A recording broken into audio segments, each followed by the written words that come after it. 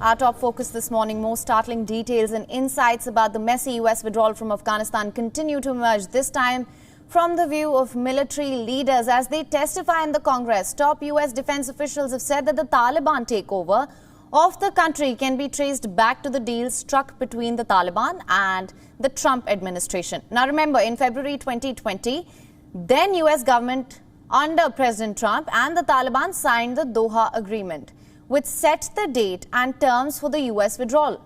General Frank McKenzie, testifying in Congress, said that the deal dealt a harmful blow to the Afghan government and its military. I think the Doha agreement and the signing of the Doha agreement had a really pernicious effect on the government of Afghanistan and on its military. Psychological more than anything else, but we set a date certain for when we were going to leave and when they could expect all assistance to end. So for the first time, there was something out there in front of them. Defense Secretary Lloyd Austin agreed, saying that the agreement had helped the Taliban get stronger. In addition to setting a withdrawal date, the Doha agreement included broad obligations from the Taliban to take steps to prevent groups such as the Al-Qaeda from threatening the security of the United States and its allies. After his election, U.S. President Joe Biden continued with the plan for withdrawal, but with an end date of 31st of August instead of May.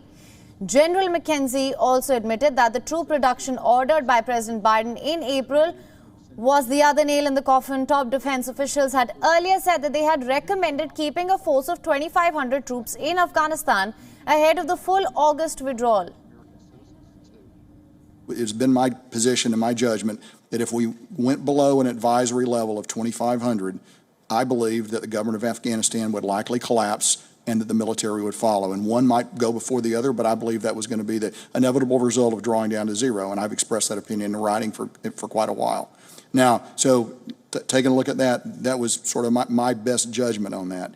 I believe that so going below 2,500, I think, was the other sort of nail in the coffin, if you will, that allowed the Afghan government, that led to conditions where, first of all, we could no longer see what was happening to the force because our advisors were no longer down there with those units. The U.S. defense officials made the comments on Wednesday in the testimony to the House of Representatives Armed Services Committee. The hearing is taking place nearly a month after a chaotic withdrawal from the country. The dust has settled now, and the U.S. Congress is taking stock of the number of questions that the evacuation prompted, from intelligence on Kabul airport attack to every decision made during the pullout.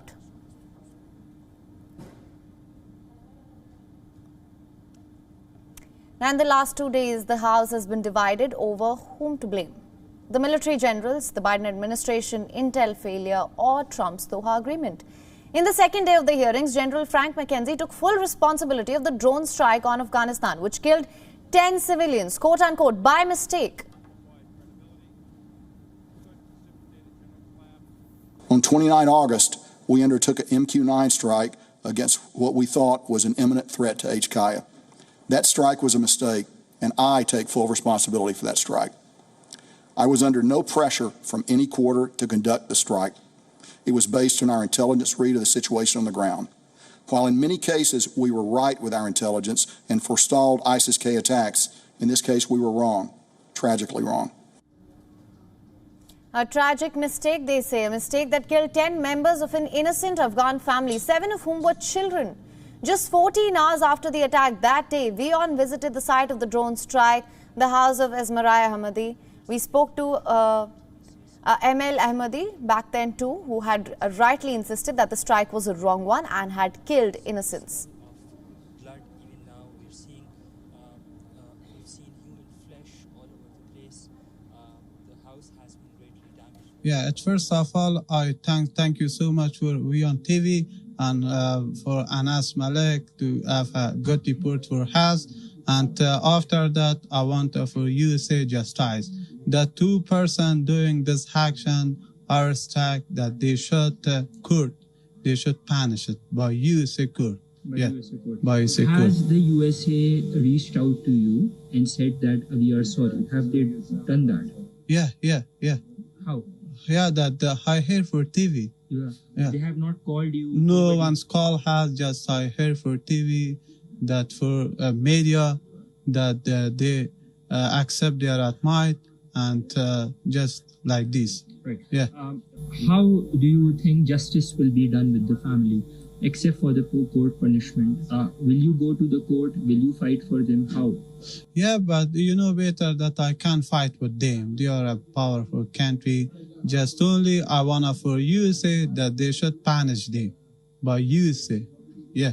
What else are your plans for justice with regards to evacuations as well? Do you plan on leaving?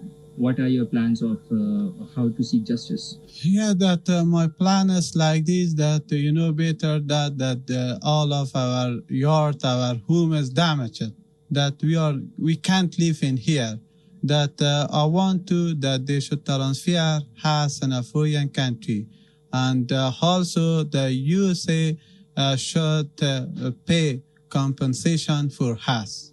Monetary compensation? Yeah, money compensation. Yeah.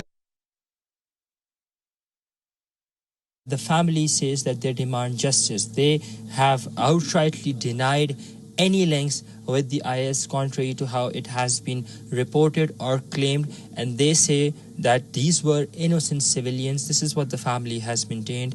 There were children among them, 10 civilian casualties, as what the locals have been telling us, and they've also maintained that there was no secondary explosion. There was only one explosion that took place because of the rocket that had hit the car. WION is now available in your country. Download the app now. Get all the news on the move.